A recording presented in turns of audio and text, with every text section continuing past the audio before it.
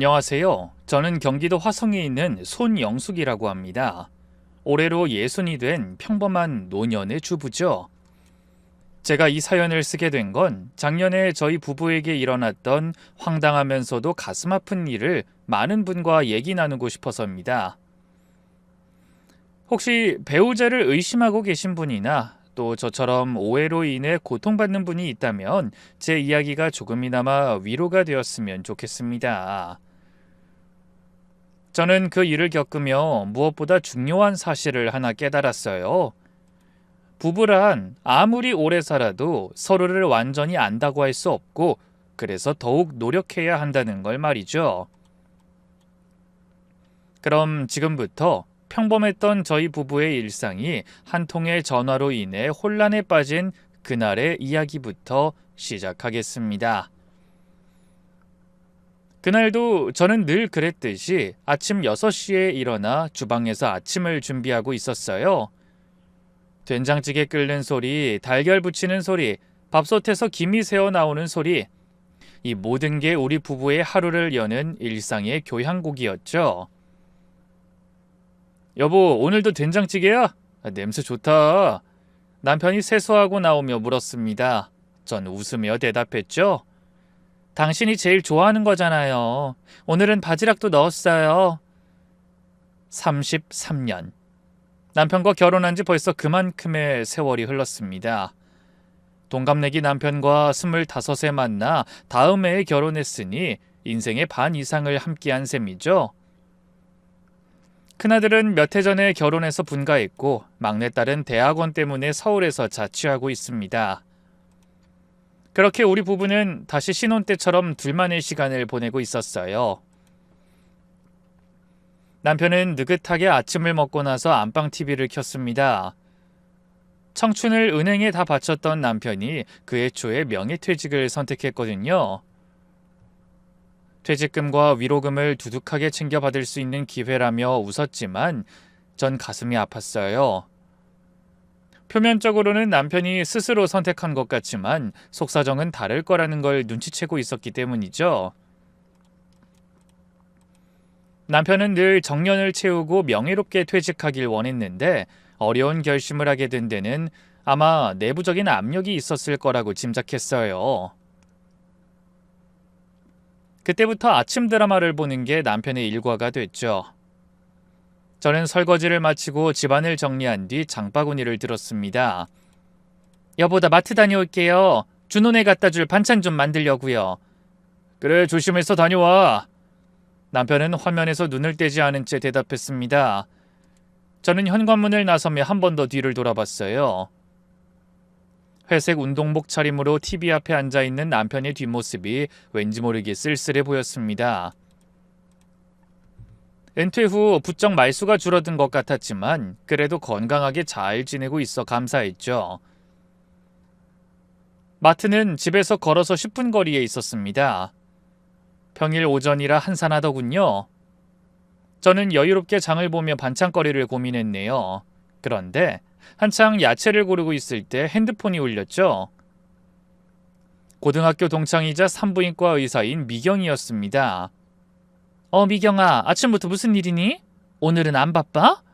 헌데 전화를 받자마자 친구의 다급한 목소리가 들려왔죠. 영수가, 지금 당장 우리 병원으로 와. 네 남편 여기 있어.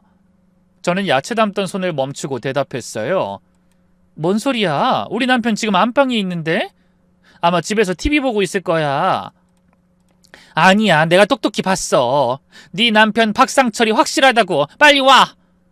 친구의 목소리는 평소와 달리 심하게 떨렸어요. 저는 황당하면서도 불길한 기분이 들었죠. 분명 30분 전에 집을 나올 때까지 남편은 안방에 있었습니다. 그런데 어떻게 친구가 일하는 산부인과에 있다는 건지 이해가 되지 않았어요. 미경아, 장난치지 마. 내가 방금 인사하고 나왔다니까. 이게 장난칠 일이야? 정말이야. 내가 아침 일찍 긴급 분만하고 진료실로 내려왔더니 옆 진료실 앞에 앉아있더라니까. 네 남편이 왜 우리 병원에 왔는지는 나도 모르겠는데 아무튼 빨리 와. 그러곤 전화가 끊겼습니다. 저는 멍하니 서 있다가 서둘러 남편에게 전화를 걸었어요. 신호음이 길게 이어졌지만 받질 않았죠.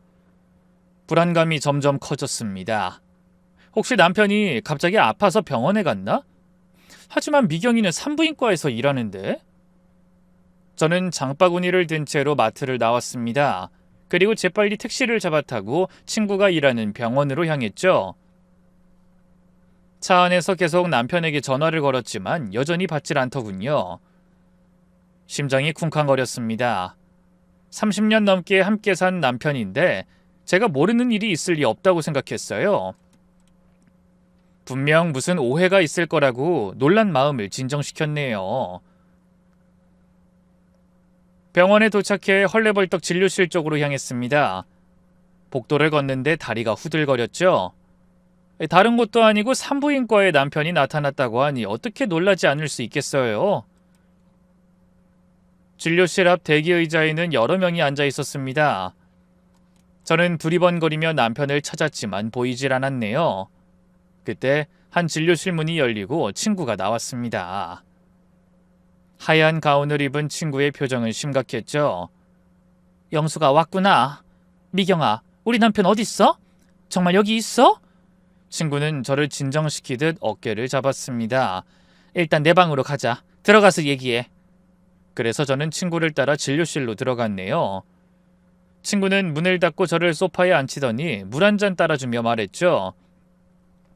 영수가, 일단 진정하고 들어. 아까 내가 진료실 앞을 지나는데 간호사들이 수근거리는 소리가 들리는 거야. 그래서 살펴봤더니 거기까지 말하다 말고 친구가 절 바라봤습니다. 그 눈빛이 너무나 떨려서 저는 숨이 막힐 것 같았네요. 뭔데? 빨리 말해. 네 남편이 어떤 젊은 여자랑 같이 있었어.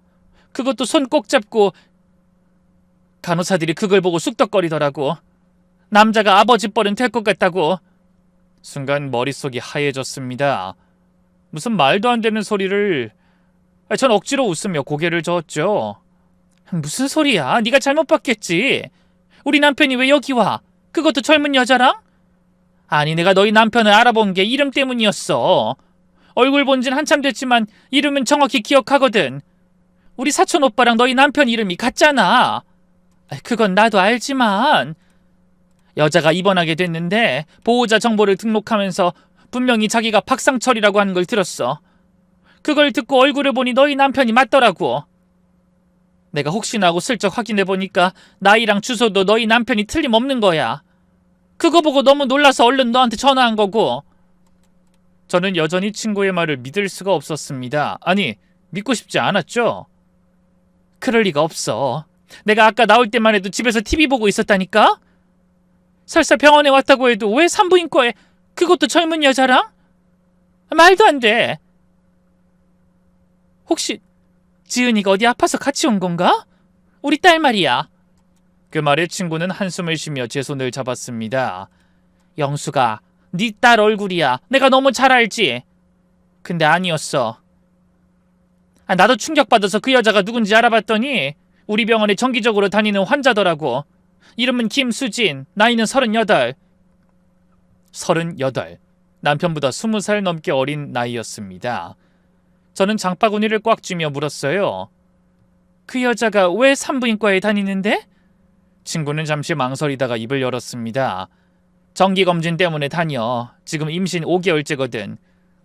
그 말을 듣는 순간 저는 숨이 멎는 것 같았습니다.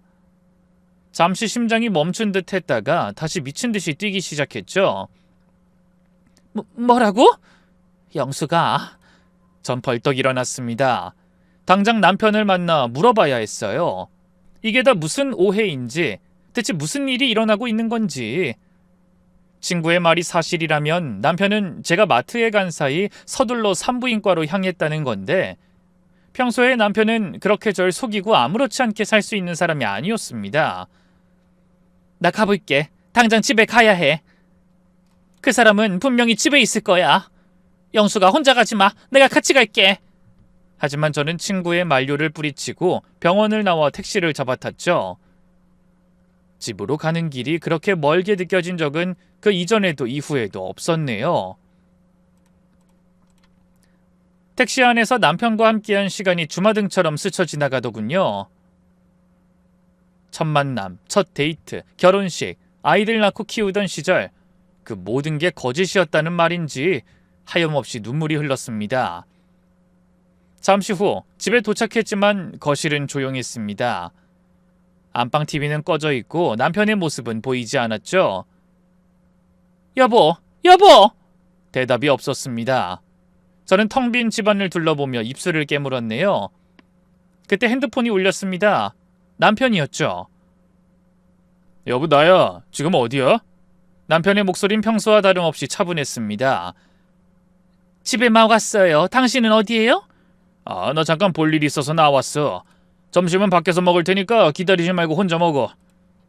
남편의 말에 저는 떨리는 목소리를 숨기며 물었습니다. 무슨 볼 일인데요? 말도 없이 어딜 갔는데?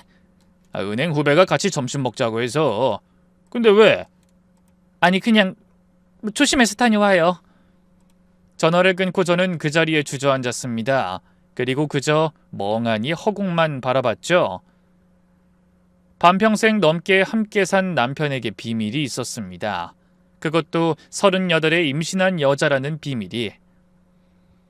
그날 아침만 해도 저는 평범하지만 행복한 주부였습니다. 그런데 단 몇 시간 만에 모든 게 달라져 버렸네요. 그때만큼은 창밖으로 따스하게 내리쬐는 햇살도 싫고 세상이 다 원망스러웠습니다.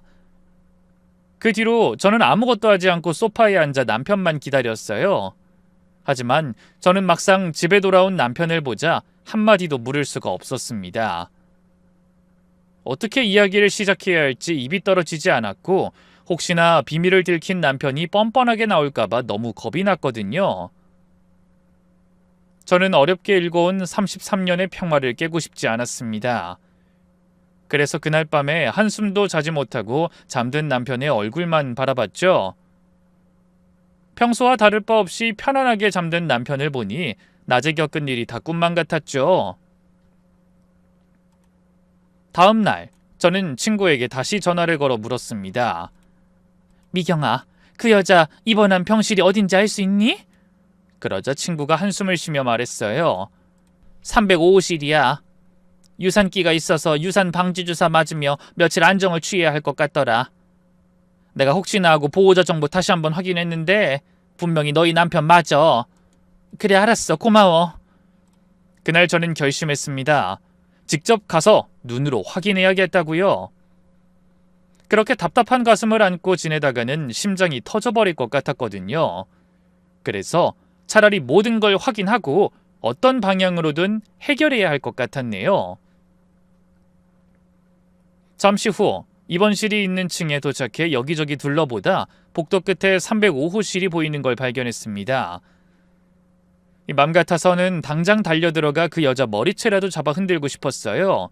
하지만 다리가 후들거려 꼼짝할 수가 없더라고요. 그런데 한 5분쯤 지났을까요? 한 남자가 등산모를 눌러쓴 채 엘리베이터에서 내렸습니다. 저는 숨이 멎는 것 같았네요. 이 복도 끝이라 아주 자세하게 보이진 않았지만 훤칠한 키와 시원한 걸음걸이가 틀림없는 남편 같았습니다. 회색 점퍼에 검은 바지도 남편이 등산 갈 때 즐겨 입는 옷과 비슷했어요. 정말이구나. 미경이가 본 게 맞았구나. 내 남편이 정말 여기로 왔네? 전 얼굴에서 핏기가 가시고 입이 바짝 말라 타들어가는 느낌이었어요. 제가 그렇게 절망에 몸부림칠 때 남편은 태연하게 걸음을 옮겼습니다. 그러고는 병실로 들어가기 전 간호사 스테이션에 들러 무언가를 적더군요. 저는 떨리는 다리를 이끌고 조심스럽게 그쪽으로 다가갔어요.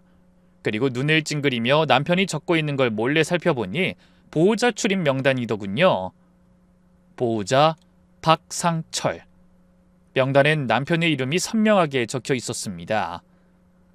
그 이름을 확인한 순간 하마터면 정신을 잃을 만큼 현기증이 몰려왔어요. 그 오랜 시간 쌓아온 모든 게 단번에 무너지는 순간이었죠.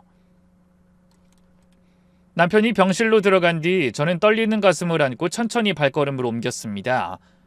그리고 병실 문을 열어 젖히려다 먼저 유리창으로 안을 들여다봤더니 임산부 곁에 앉아있는 남편의 옆모습이 보였네요.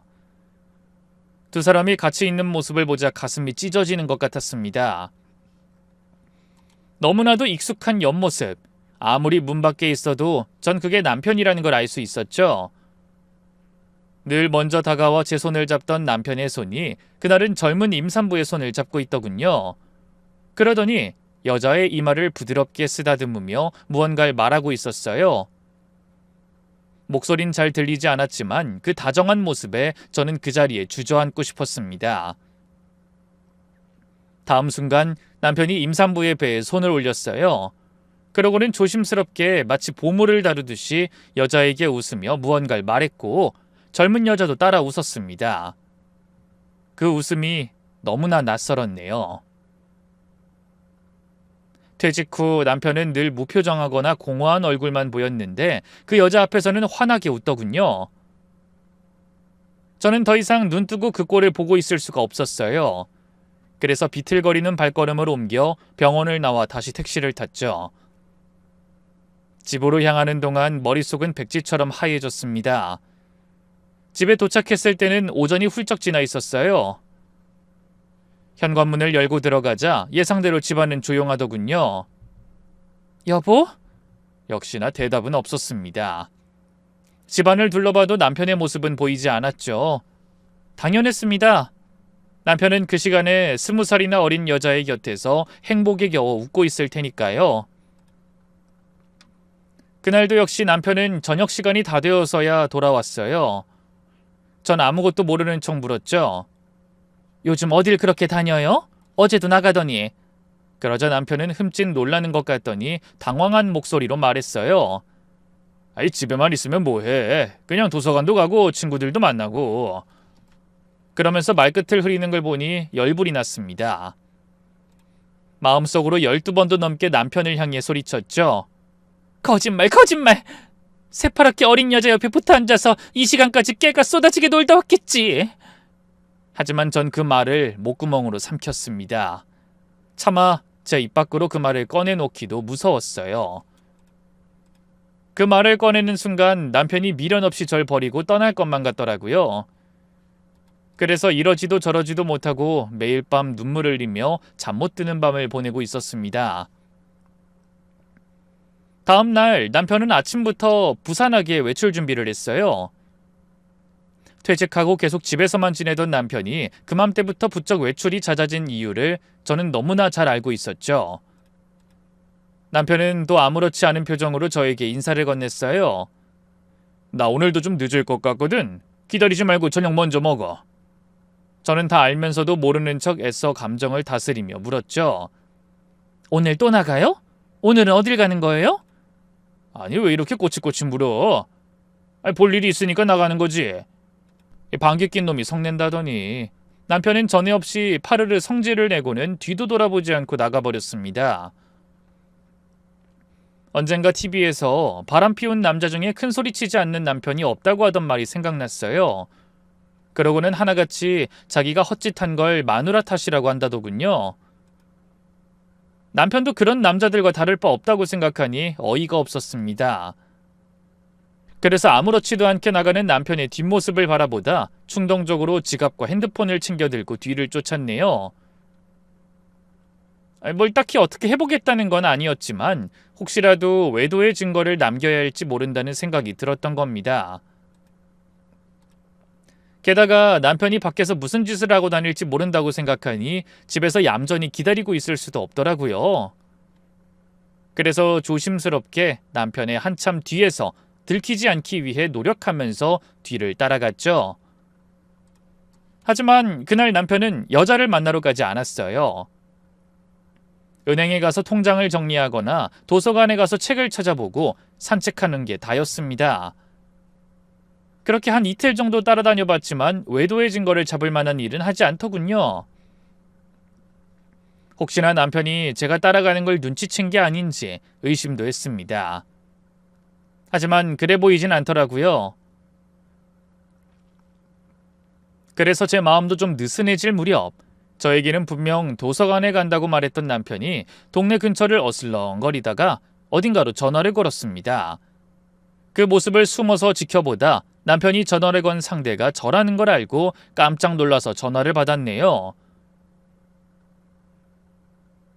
저는 최대한 침착하게 대답했어요. 여보세요? 당신이에요? 그래, 당신 지금 뭐해? 집이야? 아니요, 나 염색할 때가 된 것 같아서 미용실 왔어요. 왜요? 그래? 아니, 그냥 뭐 하나 해서 연락해봤어. 오늘도 저녁이나 들어갈 테니까 점심은 신경 쓰지 말라고. 알았어요. 나도 좀 늦을 것 같으니 저녁에 봐요. 그러곤 전화를 끊었는데 남편이 갑자기 분주하게 움직이기 시작했어요. 저도 덩달아 마음이 급해져 얼른 따라갔죠. 그랬더니 남편이 서둘러 도착한 곳은 다름 아닌 집이었습니다. 굳이 제가 집에 있는지 없는지 확인한 후에 집으로 돌아간 남편이 이상하더군요. 그러더니 잠시 후 더 이상한 행동을 했습니다. 집에 들어갔다가 10분 후 다시 나와 택시를 탄 남편은 편안한 등산복 차림이 아닌 양복을 입고 나왔더라고요. 저는 의아한 마음이 들어 고개를 갸웃거리다 그만 남편이 탄 택시를 놓치고 말았습니다. 그래서 결국 그날의 일은 의문으로만 남게 됐죠. 퇴직 후 한 번도 입지 않던 양복까지 입고 남편이 어디로 갔는지 알 수 없으니 미쳐버릴 것 같았습니다. 친구에게 물으니 임신한 여자는 이미 치료를 마치고 퇴원했더군요. 그날 밤 남편의 잠든 얼굴을 바라보며 전 결심했어요. 그렇게 어설픈 미행만으로는 아무것도 안 된다는 걸 알았으니 직접 그 여자를 만나 정면 돌파해야겠다고요. 물론 그 상황을 머릿속에 그리는 것만으로 심장이 방망이질 치는 기분이었지만 미칠 것 같은 심정으로 보내는 하루하루를 더는 감당하기가 어렵더군요. 다음 날 아침 남편이 동호회 모임에 간다고 나간 후 저는 친구에게 전화를 걸었습니다. 미경아, 부탁이 하나 있어. 뭔데? 그 여자 그 김수진이라고 했지? 주소를 알 수 없을까? 영수가 그건 개인정보라서. 제발 이대로는 못 살겠어. 미쳐버릴 것 같아. 친구는 한참을 망설이다가 한숨을 쉬었습니다. 알았어. 하지만 어떻게 주소를 알았는지는 무조건 비밀이고 절대로 무리한 행동은 하지 마. 알았지? 걱정하지 마. 문제될 일은 만들지 않을게. 저의 다짐을 들은 친구가 잠시 후 서울 근교 한 아파트의 주소를 보내줬습니다. 저는 그 주소를 들고 망설임 없이 집을 나섰네요. 하지만 택시를 타고 가는 동안 머릿속이 너무나 복잡하더군요. 여자를 어떻게 대해야 할지, 무슨 말을 해야 할지 아무것도 떠오르지 않았어요.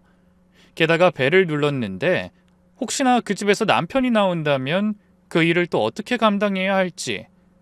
심장은 미친 듯이 뛰었지만 뇌는 정지한 것 같았죠. 잠시 후 여자의 아파트에 도착해 1층에서 한참을 망설이다가 겨우 엘리베이터를 탔습니다. 그리고 집 앞에 내려 또 한참을 고민했죠. 그러다 가까스로 마음을 다잡고 초인종을 누르자 인터폰에서 젊은 여자의 목소리가 들렸어요. 누구세요? 저 박상철 씨 아내입니다. 잠깐만 얘기 좀 할까요? 하지만 상대는 말이 없었고 긴 침묵만 흘렀습니다. 아마 여자도 집안에서 치열한 고민을 했겠죠. 그러다 몇 분 후 드디어 현관문이 열렸어요. 문을 열자 가장 먼저 보이는 건 임신한 여자의 불룩한 배였습니다. 들어오세요. 의외로 담담한 목소리더군요. 저는 조심스럽게 안으로 들어가 소파에 앉았습니다. 차라도 한 잔 드릴까요? 아니요, 그런 게 넘어갈 리가 없잖아요. 저도 모르게 튀어나온 진심에 여자도 한숨을 쉬며 식탁 의자를 당겨 맞은편에 앉더군요. 오실 줄 알았어요. 여자가 먼저 입을 열었습니다. 알고 있었군요. 남편이, 아니, 박상철이 유부남이라는 걸. 네, 알아요. 너무나 당당한 대답에 저는 할 말을 잃었습니다. 언제부터 알았어요? 처음부터요. 주말엔 절대 못 만나고 저녁 늦게는 전화도 받을 수 없고 그게 유부남이 아니면 뭐겠어요? 그런데 왜? 여자가 씁쓸하게 웃으며 답했습니다. 이미 마음이 갔는데 어쩌겠어요? 그리고 솔직히 두 사람 허울뿐인 부부 아닌가요? 그 말에 저는 분노가 치밀어 올랐어요. 남의 남자 빼서 애까지 가진 주제에 어쩜 그렇게 뻔뻔한 소리를 할 수가 있지? 뺏은 게 아니라 그 사람이 선택한 거죠. 선택이라고? 그래요. 아줌마 곁에 있으면서도 저를 원한 건 그 사람이에요. 여자는 생각보다 강적이더군요. 그 아이, 내 남편 아이가 확실해요? 뭐라는 거야? 사람을 어떻게 보고 그딴 소리를 해요? 그리고 내 남편이라니? 이제 그 사람은 내 남자라고! 여자는 절 조롱하는 것도 모자라 오히려 큰 소리치며 언성까지 높였죠. 누가 보면 그 여자가 조강지천 줄 알겠더라고요. 저는 어이가 없어 여자에게 되물었습니다. 뭐야? 내 남자? 그래요. 그 사람은 이 아이의 아빠고 곧 나랑 새 가정을 꾸릴 사람이라고. 말도 안 돼. 정신 차려.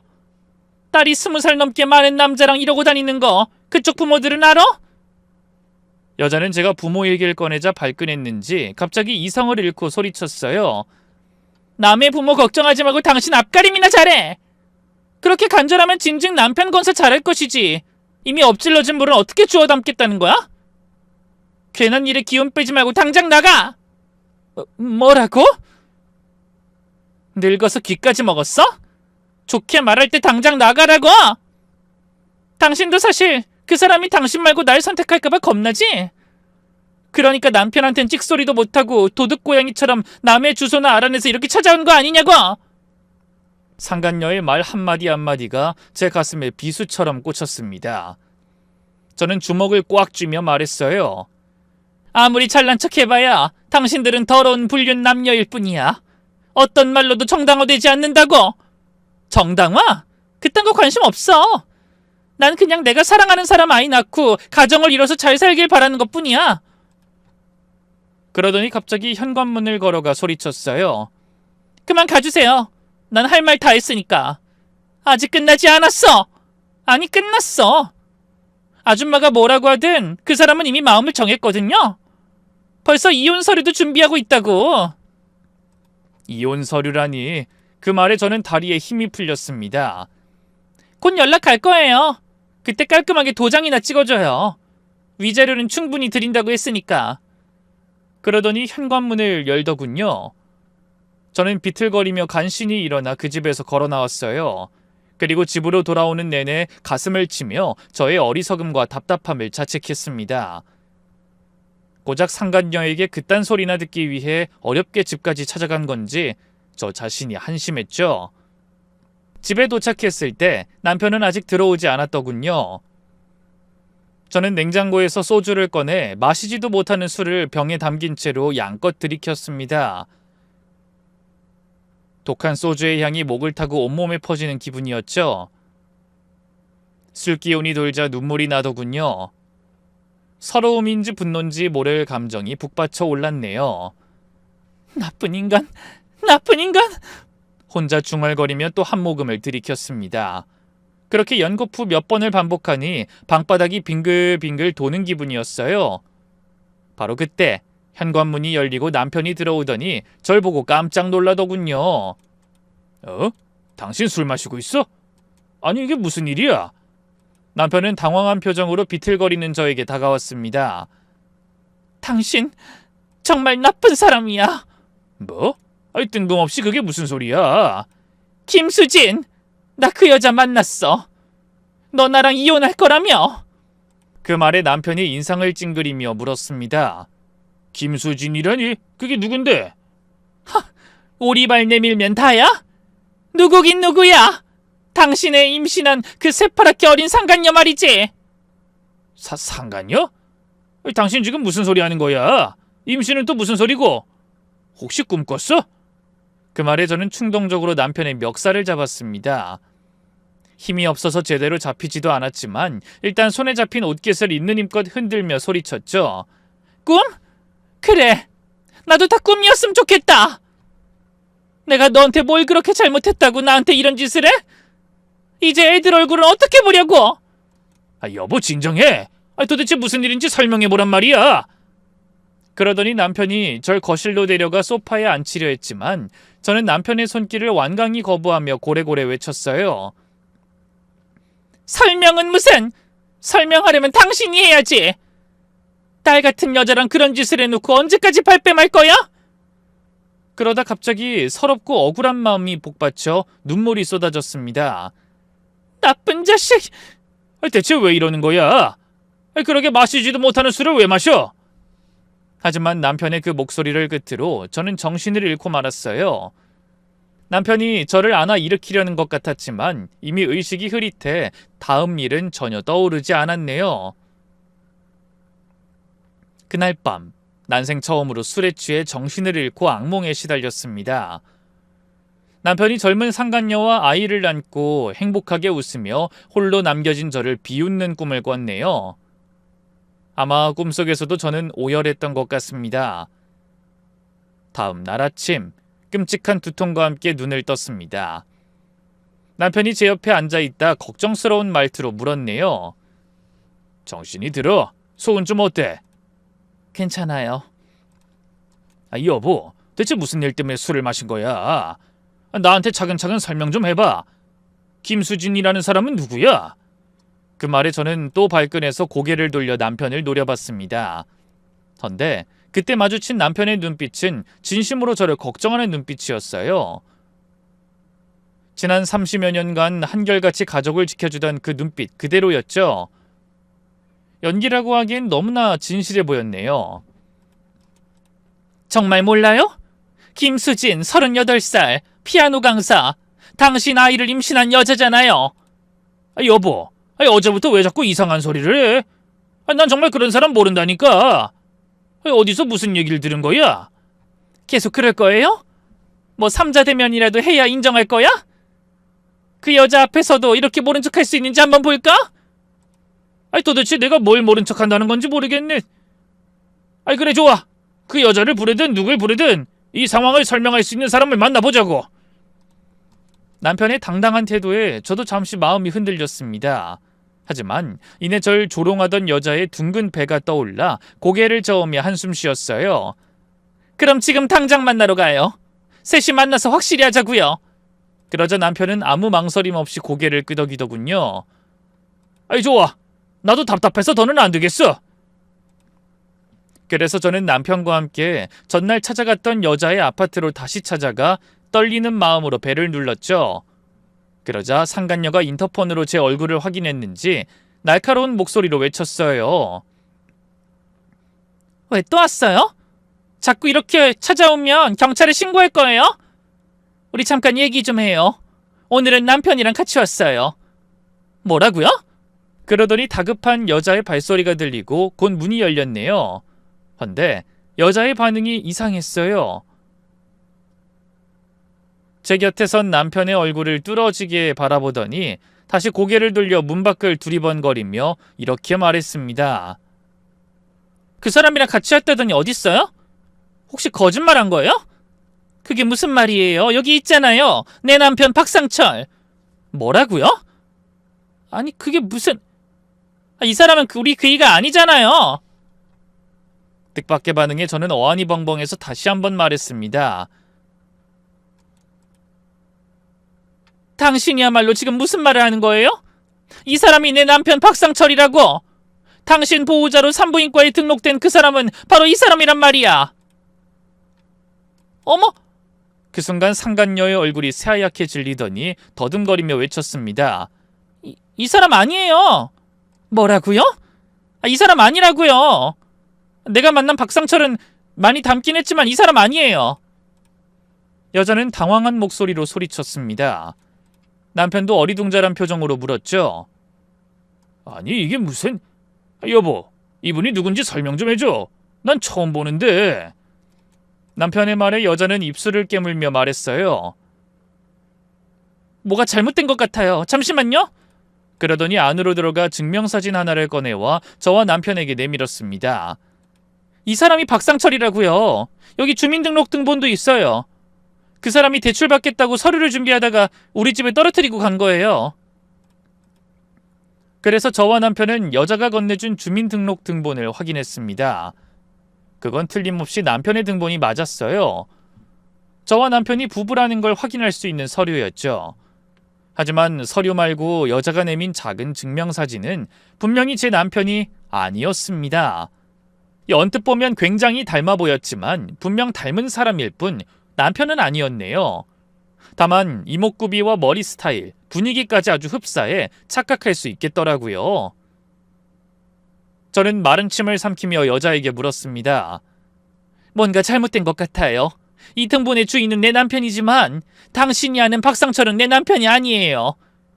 그러자 여자는 얼굴이 사색이 된 채 같은 말만 반복했습니다. 어떻게 이럴 수가? 그러더니 눈물이 그렁그렁한 얼굴로 묻더군요. 그럼 내가 만난 사람은 대체 누구란 말이에요? 하지만 혼란스럽긴 저도 마찬가지였습니다. 분명 병원에서 본 남자는 남편과 똑같아 보였는데 그럼 제가 병원에서 본 사람은 남편이 아니었다는 말이 되는 겁니다. 이 수진이라는 여자도 그 사람이 박상철이라는 걸 알고 있었지만 제가 말하는 박상철과 여자의 박상철은 다른 인물이었던 거예요. 수진씨, 당신이 만난 사람이 분명 박상철, 그러니까 내 남편 행세를 했단 말이죠? 제가 물었습니다. 여자는 떨리는 목소리로 답했죠. 맞아요. 내가 신분증도 봤는데 박상철이 분명했어요. 이분이랑 얼굴도 정말 닮았고요. 신분증? 남편이 갑자기 무언가 생각난 듯 말했습니다.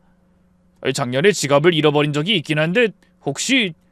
그 말에 저도 퍼뜩 떠오르는 게 있었어요. 맞아, 기억나는 것 같아요. 신분증이랑 카드까지 다 잃어버려서 재발급 받느라 고생했잖아요. 설마 그때 잃어버린 신분증을... 저는 소름이 돋았습니다. 누군가 남편의 신분증을 주워 남편 행세를 했을지도 모른다는 생각이 들었던 거죠. 경찰서로 가요. 지금 당장!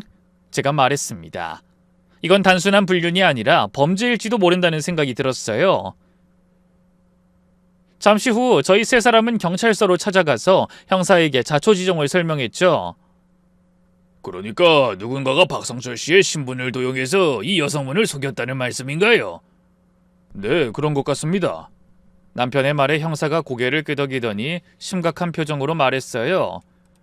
이 박상철 씨는 작년 7월에 지갑을 분실했고 김수진 씨는 그 남자를 처음 만난 게 언제죠? 작년 8월이요. 시기가 딱 맞아떨어졌습니다. 형사가 배부른 여자에게 물었네요. 그 사람 연락처 있나요? 그러자 여자가 핸드폰 번호를 불러줬고 형사가 즉시 조회에 들어갔죠. 대포폰이네요. 추적이 쉽지 않을 것 같은데 혹시 만나던 장소가 정해져 있나요? 주로 제 집 근처였어요. 가끔 병원 갈 때만 같이 갔고. 형사가 고개를 끄덕이며 메모했습니다. 일단 CCTV 확인해보고 주변 탐문도 해보겠습니다. 그리고... 형사가 잠시 망설이다가 말을 이었습니다. 전과자 중에 신분 도용 전력이 있는 사람들 위주로 조사해보겠습니다. 이런 수법은 처음이 아닐 가능성이 높거든요. 그 말에 여자는 충격에 빠진 듯 멍하니 앉아 있었습니다. 남편도 당황한 표정이었고 저는 안도감과 분노가 동시에 밀려왔죠. 남편의 불륜이 아니라서 다행이면서도 누군가가 우리 가족을 이용했다는 사실에 화가 났습니다. 근데 왜 하필 저희 남편을...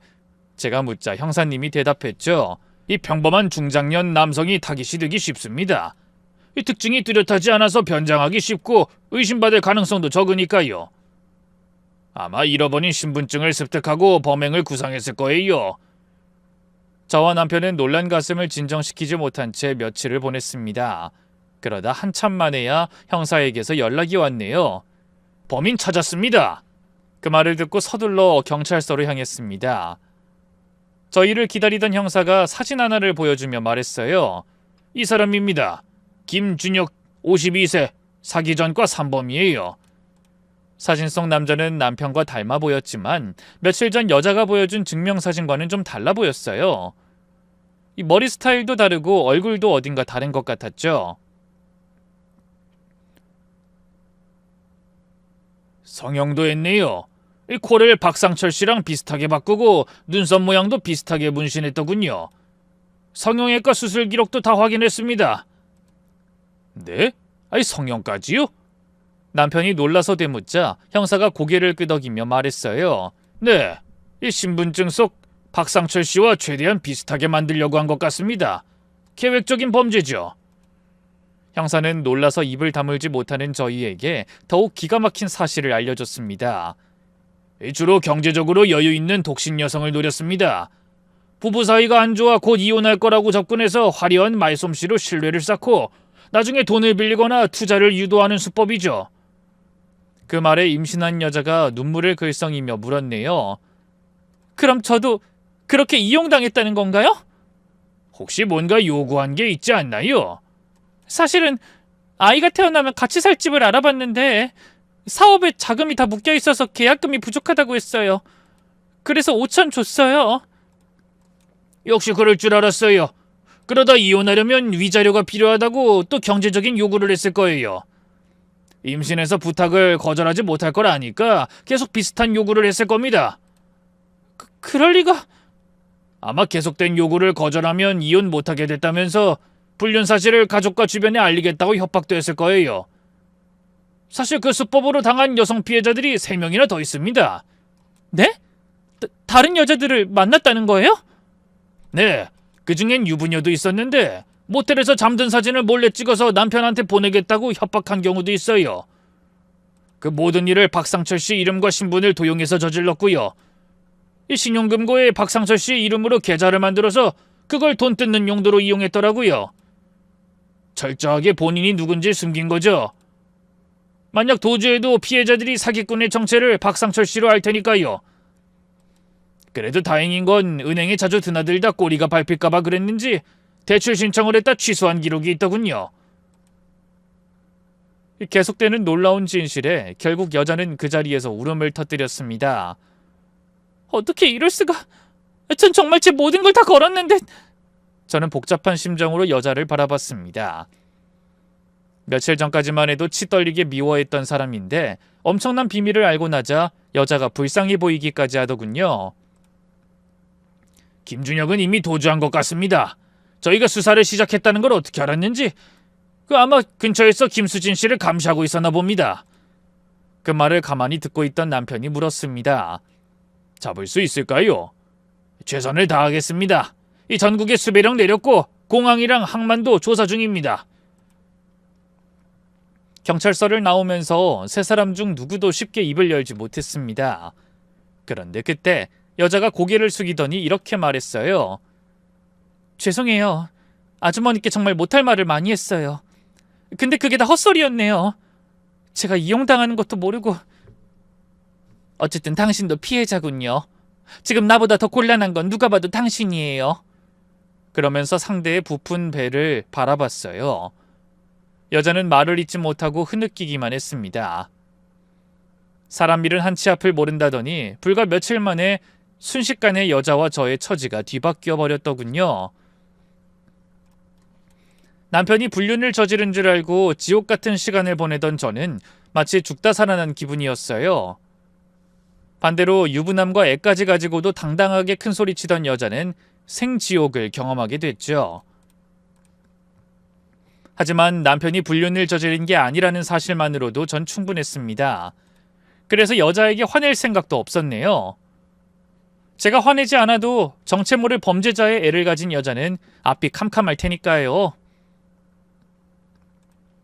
그날 집으로 돌아오며 남편이 조용히 제 손을 잡더니 이런 말을 했어요.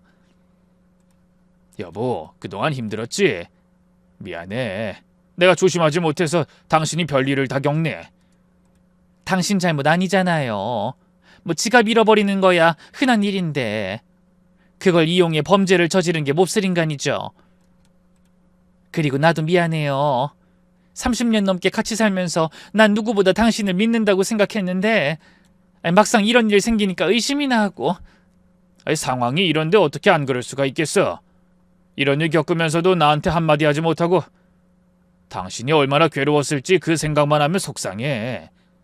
다 내 탓인 것 같아. 그런 거 아니에요. 이제 약속할게요.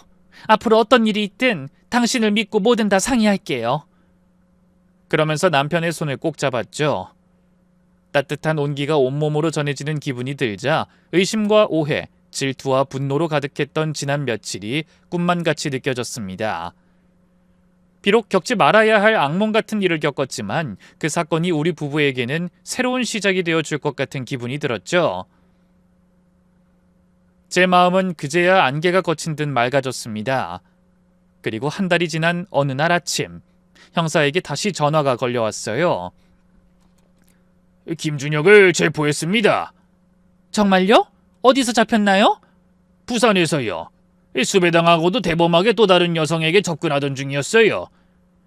남편과 저는 바로 경찰서로 향했습니다. 거기서 임신 6개월이 넘어 배가 많이 불러있는 김수진을 또 만나게 됐네요. 저희를 본 형사가 수사 결과를 설명해줬죠. 김준혁은 사기죄, 신분도용, 위조 등 여러 혐의가 적용됩니다.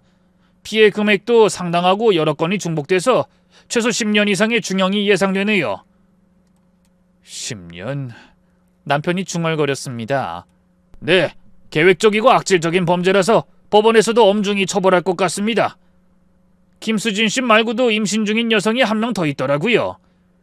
그 말에 여자는 충격받은 채 사색이 되어 떨고 있더군요. 그리고 경찰서를 나오면서 절 똑바로 보지도 못한 채 중얼거렸어요. 제가 너무 어리석었어요. 유부남인 줄 알면서 죄책감도 없이 덜컥 임신하고 남의 집 가장을 탐냈으니 벌을 받는 거겠죠? 이제 와서 그런 말해도 늦은 것 같네요. 당신도 피해자인 건 맞아요. 하지만 유부남인 줄 알면서도 관계를 맺은 건 잘못이에요. 그 사람이 사기꾼이 아니라 진짜 내 남편이었다면 한 가정이 파탄났을 거예요. 알아요.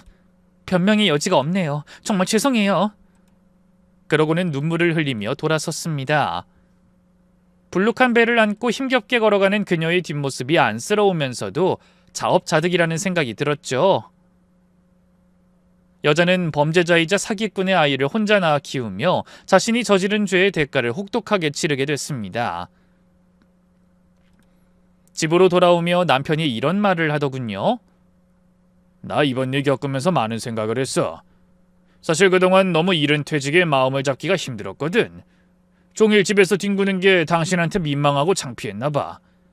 그래서 일부러 여기저기 약속도 잡고 사람들 만나서 취직도 부탁했어. 네? 아니 그럼 그동안 매일 늦었던 게... 그래 맞아. 이 취직 자리 알아보느라 그랬어. 그러다 운 좋게 서너 군데 면접 기회도 얻었고.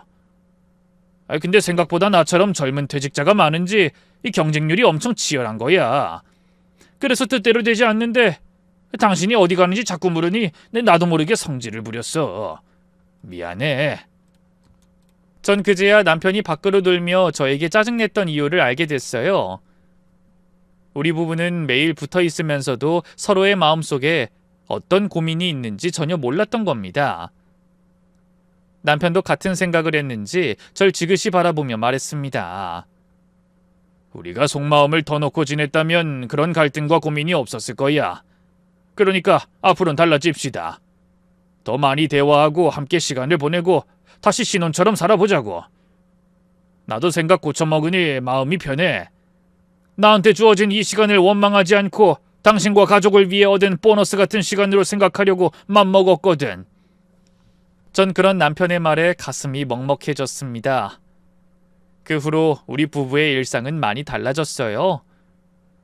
남편은 매일 아침 저와 산책하고 저녁엔 함께 요리도 했습니다.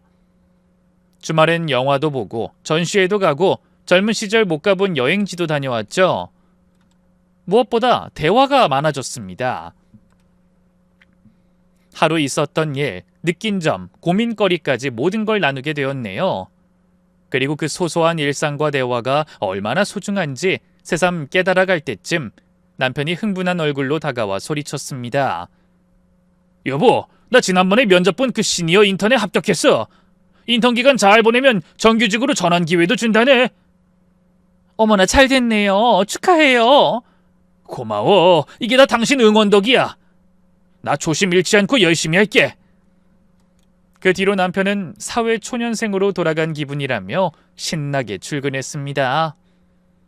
전 그런 남편의 곁에서 조용히 새로운 시작을 응원하고 있네요.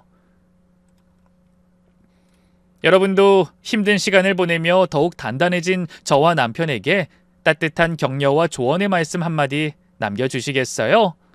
그럼 함께 해주신 모든 분의 무탈과 안녕을 기원하며 저는 이만 물러가겠습니다. 감사합니다.